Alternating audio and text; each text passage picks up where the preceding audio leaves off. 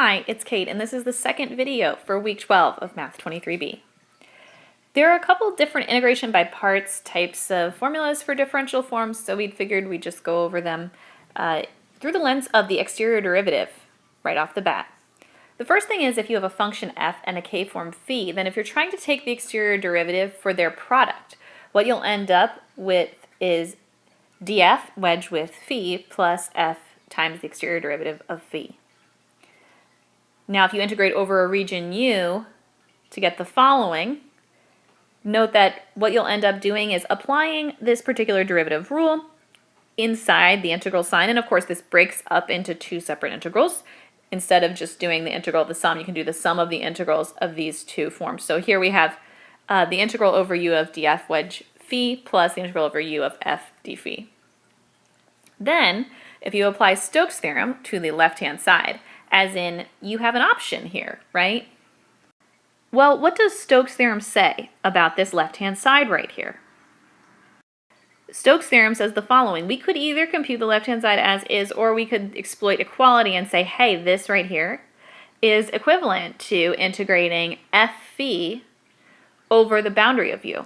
And so if we plugged in f phi over the boundary of u right here, and then subtracted this from the right-hand side and put it over on the left-hand side, what we would have is f phi over the boundary of u minus this, and we'd be left with the integral of f d phi over u. So that is what this is saying right here. All we've done is take this, replace it with this, and then bring this onto the left-hand side with it. So we have the integral of f phi over the boundary of u, subtract off the integral of df wedge phi integrated over u, and we're left with this term right here.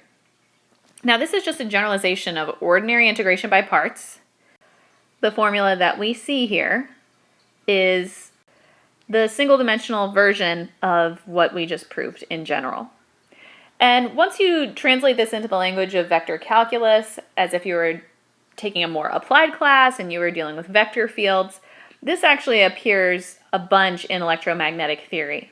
Instead of talking about it in terms of forms, we're going to consider the gradient of a vector field and the divergence of the gradient of that vector field, and then multiplying by a particular function f. So here is the exact same formula as above, just simply in that language.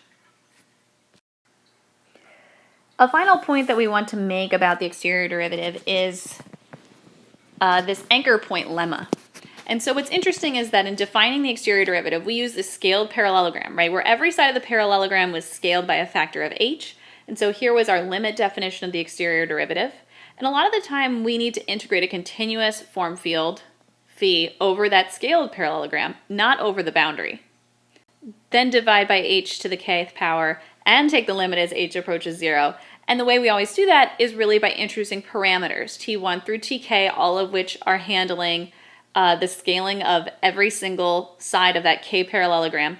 Each of them are going from 0 to 1, and all the factors of h then cancel out, and the effect of h going to 0 is simply that all of the evaluation is done at the anchor point x.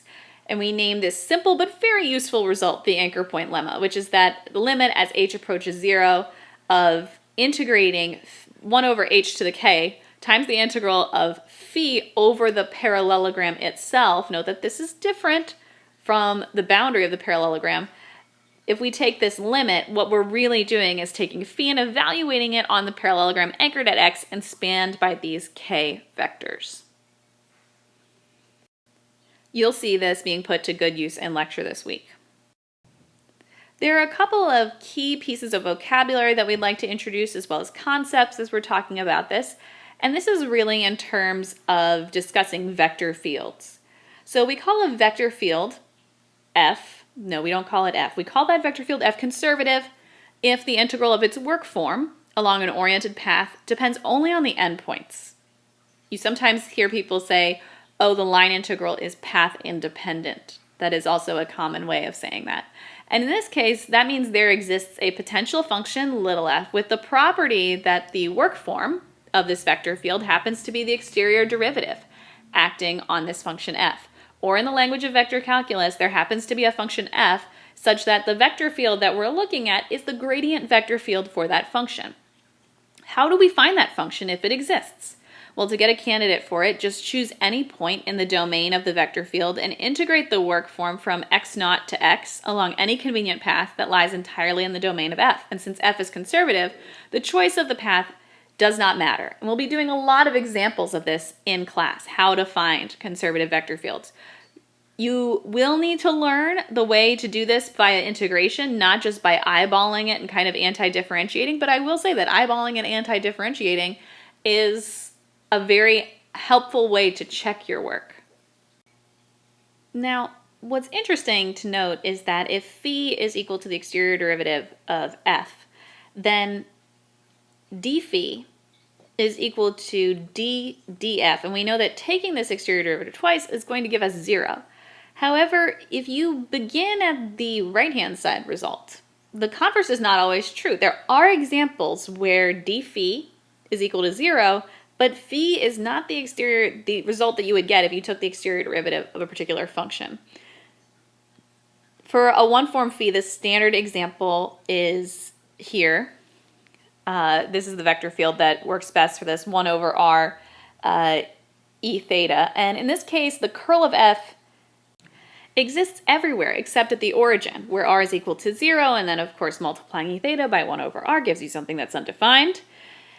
But the integral of the work form of f counterclockwise around the unit circle is 2 pi.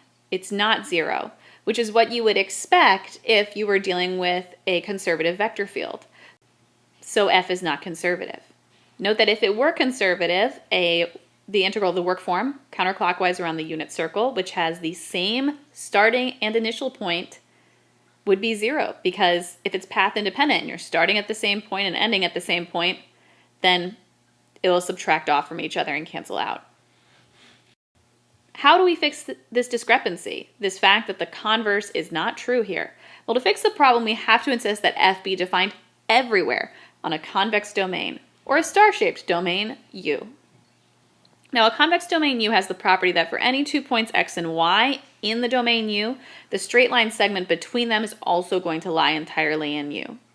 Now, a domain U is star-shaped with respect to x naught if it has the property that for any 2 points x and y in that domain, the straight line segment between x naught and x lies entirely in the domain. So you only have to have one of those 2 points that you can fit that entire intermediate straight line segment between inside the domain U. In this particular case, we need to define the function just like before, except we need to specify the path since we're not told that the integral of phi is path independent. So for a set that's star-shaped with respect to the origin, we can use that straight line from the origin to x. So paths from the origin to x and x plus hv, along with a straight line from x to x plus hv, they form the boundary of a triangle T. You can picture that like so. And if you can make h small enough, this entire triangle is going to lie inside the subset U, because we know that this whole side is going to be inside U. So since d phi is equal to 0 in the entire triangle T, Stokes' theorem is going to guarantee that the integral of phi around the boundary, this part, the boundary of T, is also going to be 0. So the difference between the function evaluated at x plus hv and the function evaluated at x can also be evaluated by integrating phi along the vector hv, i.e. over this one parallelogram that is anchored here and spanned by hv. And by using the definition of the exterior derivative along with the anchor point lemma, we can actually prove that the exterior derivative of f is equal to this phi. Again, you'll do both a proof that explains this in full in lecture, but also explore this topic in much greater detail this week.